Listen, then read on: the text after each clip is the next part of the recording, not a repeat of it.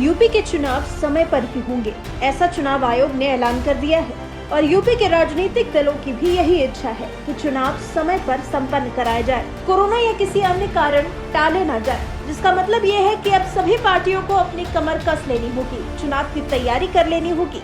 ऐसे में बीजेपी को टेंशन देने वाली एक एडीआर रिपोर्ट सामने आई है।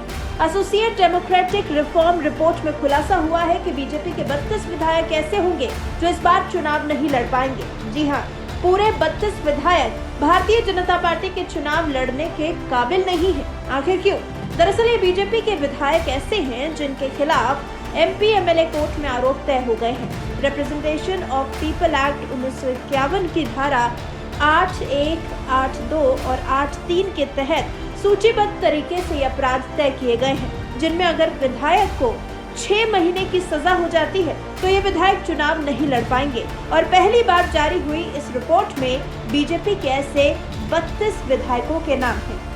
धारा 8(1) के मुताबिक दोषी ठहराए जाने पर अयोग्य घोषित, धारा 8(2) के मुताबिक कम से कम 6 महीने की सजा के साथ दोषी ठहराए जाने पर अयोग्य घोषित, धारा 3 के तहत 2 साल से कम की सजा के साथ दोषी ठहराए जाने पर अयोग्य घोषित। इन तीनों धाराओं में कौन कौन से अपराध शामिल हैं? अगर इसकी बात करें, गंभीर या भयानक या जघन्य अपराध जैसे कि हत्या, बलात्कार, डकैती, लूट, अपहरण, महिलाओं पर अत्याचार, रिश्वत, अनुचित प्रभाव, धर्म, नस्ल, भाषा, जन्मस्थान के आधार पर अलग अलग ग्रुप्स के बीच में दुश्मनी जैसे अपराध शामिल हैं।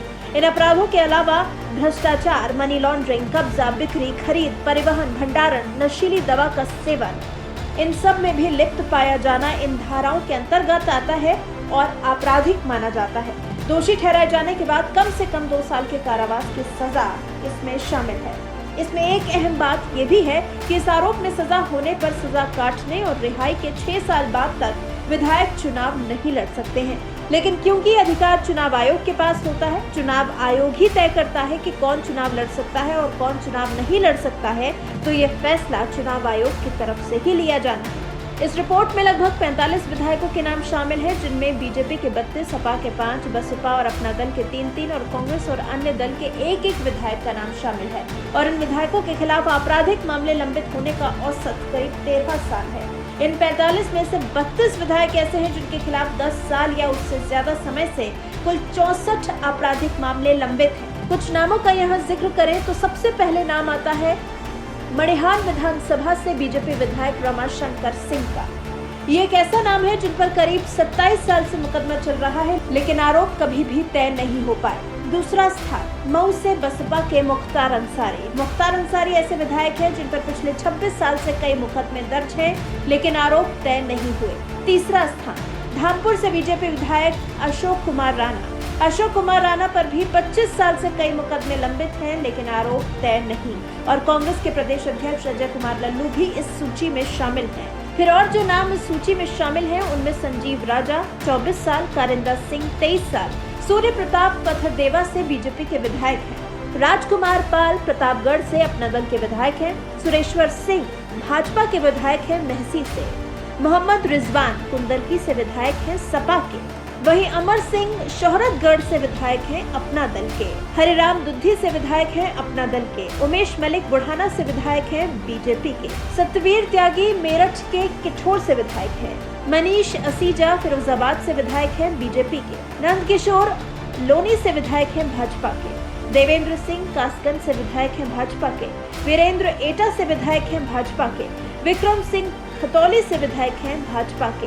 धर्मेंद्र कुमार सिंह शाक्य शेखुपुर से विधायक हैं भाजपा के, राजेश मिश्र बिथरी चैनपुर से विधायक हैं भाजपा के, बाबूराम भाजपा के विधायक हैं पूरनपुर से, मनोहर लाल भाजपा के विधायक हैं मेहरौनी से, ब्रजभूषण चरखारी से विधायक हैं वो भी भाजपा के, राजकरण नरैनी से विधायक हैं बांदा के, अभय कुमार रानीगंज से विधायक हैं भाजपा के, राकेश कुमार मेहंदावल से विधायक हैं भाजपा के, संजय प्रताप जायसवाल रुधौली से विधायक हैं भाजपा के, रामचंद्र यादव भी भाजपा से विधायक हैं वो भी रुधौली से, गोरखनाथ मिल्कीपुर से विधायक हैं भाजपा के टिकट पर, इंद्र प्रताप गोसाईगंज से विधायक हैं भाजपा के टिकट पर, अजय प्रताप करनैलगंज से विधायक हैं भाजपा के टिकट पर, श्रीराम मोहम्मदाबाद गोहना से विधायक हैं बीजेपी के टिकट पर, आनंद बलिया से विधायक हैं भाजपा के टिकट पर, सुशील सिंह सैयद रजा से विधायक हैं भाजपा के, रविंद्र जायसवाल वाराणसी उत्तर से विधायक हैं भाजपा के, भूपेश कुमार रॉबर्ट्सगंज से विधायक हैं भाजपा के,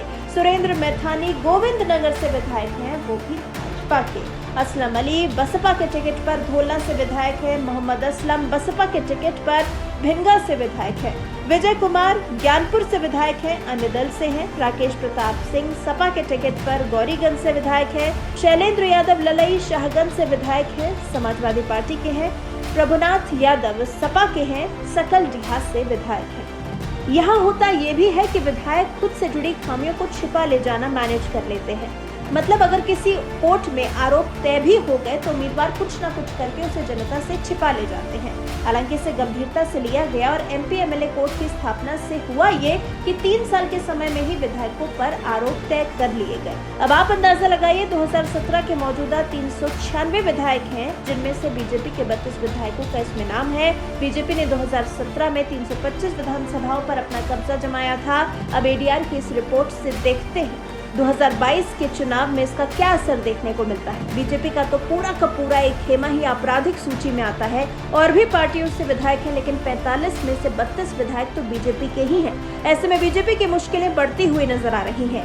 एक तो विधायक हाथ से जाएंगे और ऊपर से पार्टी की जो बदनामी होगी वो अलग। ऐसे में अब जरूरी है कि बीजेपी खुद को संभाल ले, नहीं तो कहीं आने वाले वक्त में ऐसा न हो कि मलाई कोई और ले जाए और बीजेपी सिर्फ हाथ मलती रह जाए।